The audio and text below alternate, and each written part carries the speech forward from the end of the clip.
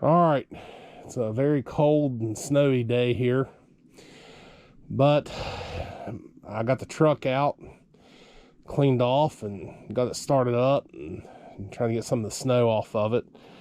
And I got it running again. It's running good. My reason for making this video is to tell some people about my experience and what I run into. I'm by no means a diesel mechanic, but what I have here is a 2009 Dodge Ram 3500 with a 6.7 Cummins diesel. Has 200,000 miles, give or take. Truck has run flawlessly, been great up until last year. I one day had a new radiator put in the truck and a new thermostat, and while I had it inside and done all that work, I decided the batteries were getting to be about 7 years old. So I went ahead and bought 2 new batteries. The 2 new batteries I bought come from Napa. Now, I like interstate batteries, but I just was not able to make it to interstate at that time to buy 2 batteries. So Napa, my local Napa store, which treats me well, had 2 batteries that fits this truck, the Group 65. And so I went and traded my old ones in on Core and got 2 new batteries. The truck started okay, but again, it was getting to be March, April. It wasn't real cold. Didn't notice a lot. I run the truck this summer, and I had a few heating issues, but I got that taken care of. It was clutch fan issues. But other than that, it done pretty well. And then I started getting several check engine lights. One was a PO 700, one was a PO 652, one was a PO 192.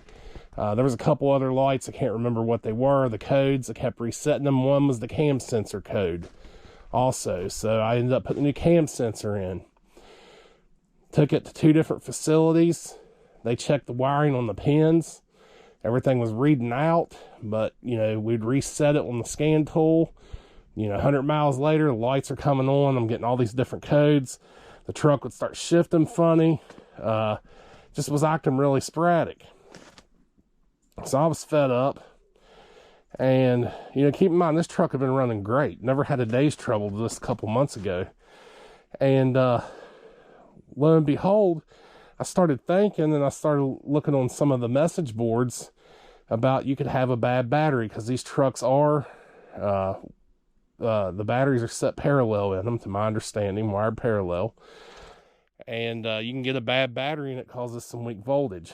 And one morning I come out to start the truck and it didn't want to start very good. And I thought, could be a battery issue.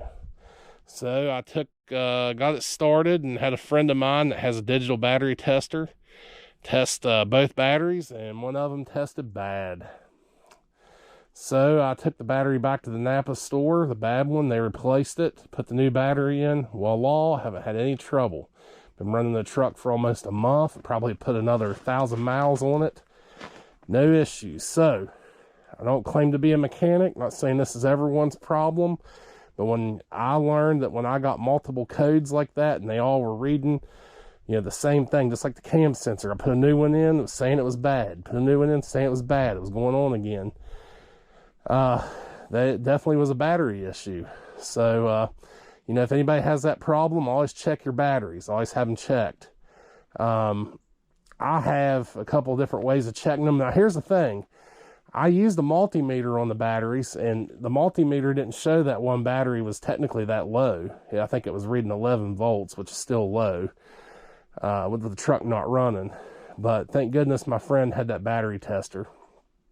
So that's just my experience, what I run into with several of them engine codes that kept coming on. And like I said, ended up just being a bad battery. Well, now I'm on the other side of the truck, and I'll take you over and show you what batteries I have.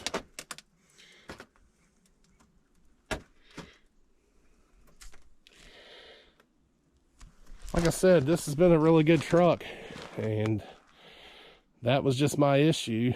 Hopefully it stays that way.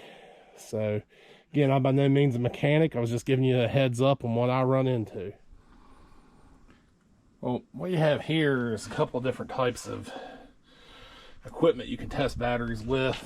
This is an older battery amp load tester that I've had for several years, and it can tell you if a battery's, when you test it, it'll tell you if it's, needs to be charged or if it needs to be replaced, and gives you an idea. This thing's older. I bet it's almost 20 years old.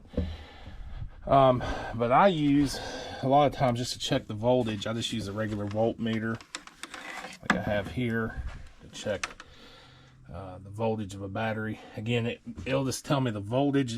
It's not always necessarily going to tell you if the battery's bad and needs replaced.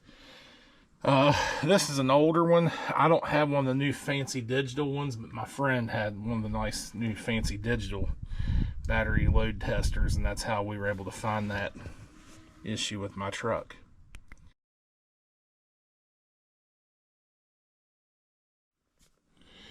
So right here I have a interstate marine cranking battery that I use for the winch on my multiple trailers when I pull the winch from trailer to trailer. So I'm going to use the multimeter here to tell the kind of voltage I have on it right now. So I turn the meter on, and I set it right there to where it's at like 20 volts. Or anything under 20 volts, there's different settings. So it gives me an idea where the battery's at. So then what I do is I put the positive lead of the multimeter on the battery, and then I put the negative over here. Okay, and it gives me 12.37 voltage. So what that tells me is that this battery probably just needs charged. And I know it was still working good, but I knew I've used it quite a bit and hadn't recharged it. So that's a way you can check with a multimeter the voltage of a battery.